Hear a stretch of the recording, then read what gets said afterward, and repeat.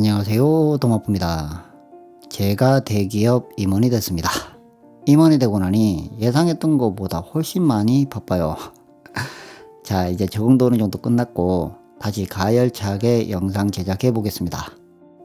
제가 원하는 것을 이루는데 가장 많이 활용하는 두 가지 법칙이 있습니다.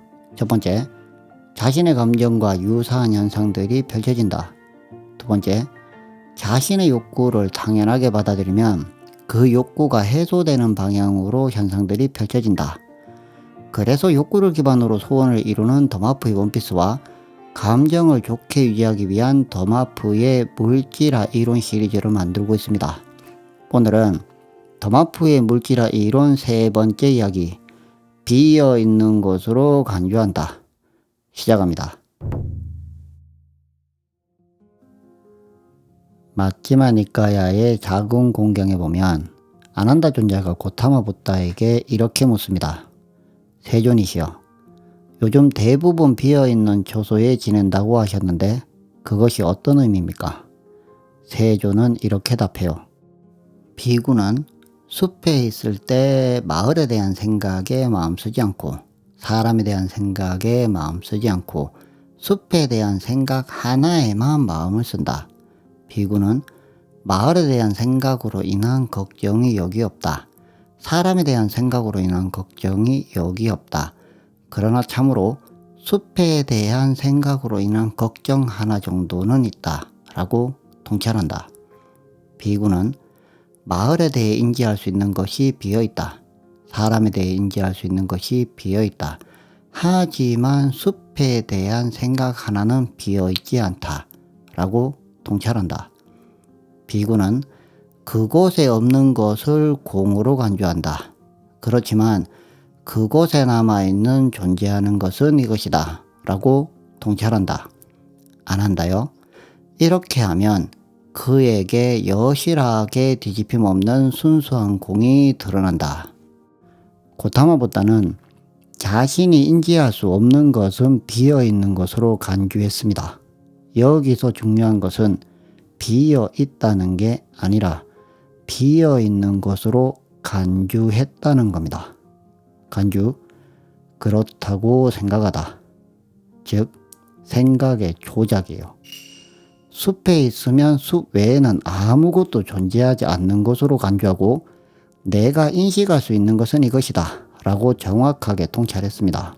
이것은 관측하지 않으면 파동 상태로 남아있고 관측하면 입자가 되는 양자역학과 본질적으로 같아요. 내가 인식할 수 있는 것은 입자 상태로 존재하고 인식되지 않는 것은 양자장애 상태로 존재한다. 이것이 양자역학을 기반으로 만든 나만의 경험적 세계관입니다. 내가 사무실에서 눈을 감고 조용히 음악을 듣고 있으면 나에게 존재하는 것은 음악, 생각, 감정만이 존재합니다. 이 세상의 모든 것이 비어있는 것이 아니라 내가 인식할 수 없는 것은 비어있는 것으로 간주하는 거예요. 펼쳐지는 현상에 대한 생각을 조장하면 의식하지 않는 것은 공의 상태로 존재할 수 있습니다.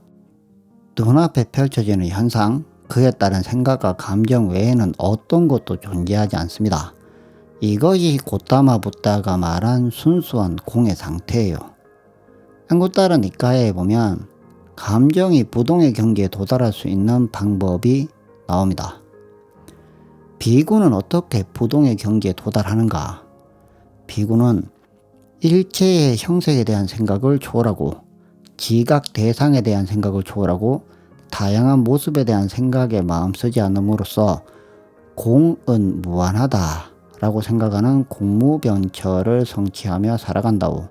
그 다음에 비구는 일체의 공무변처를 초월하여 의식은 무한하다 라고 생각하는 식무변처를 성취하며 살아간다오. 그 다음에 비구는 일체의 식무변처를 초월하여 존재라는 것은 없다 라는 무소유처를 성취하며 살아간다오. 자, 감정이 부동의 경지에 오르는 가장 확실한 방법은 모든 것이 비어있는 양자장애 상태로 존재한다는 공무변처를 깨닫고 그 양자장에 영향을 주는 나의 의식이 무한하다는 식무변철을 깨닫고 존재라는 것이 없다는 무소유철을 깨닫는 겁니다. 대상을 존재로 인식하는 순간 분별이 생기고요.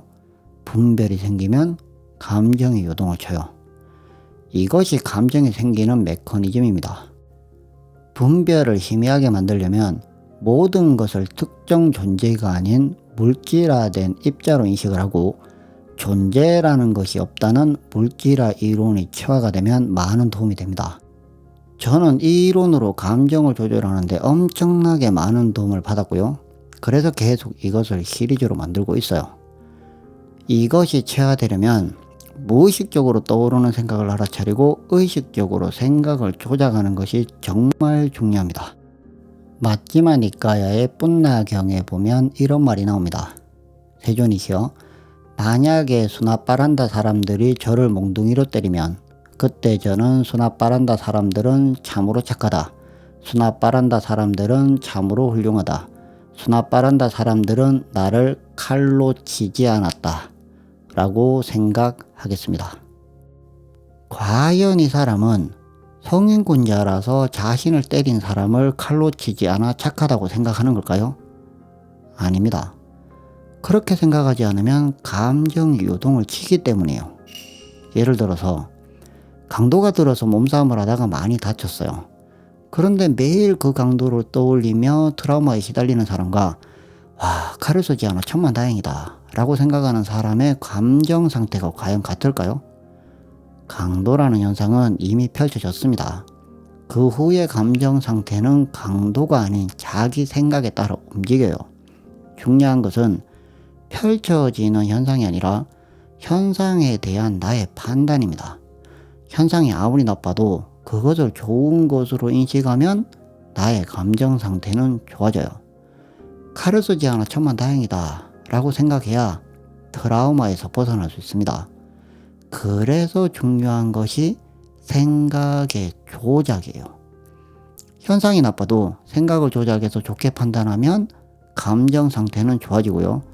감정 상태가 좋아지면 공의 상태로 존재하던 양자장이 나의 감정 상태의 영향을 받아 좋은 현상들이 펼쳐집니다.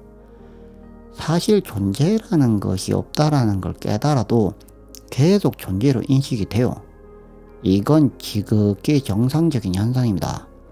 고타마 부다도 공무변철을 깨닫고 난 후에 계속 존재로 인식되는 경험을 했고요. 그것을 질병으로 묘사했습니다. 건강한 사람도 한 번씩 감기에 걸리듯 한 번씩 감정이 올라오면 다시 내리면 되는 거죠. 계속 존재라는 것이 없다, 존재라는 것이 없다 이런 식으로 인식하면서 살기는 어렵습니다.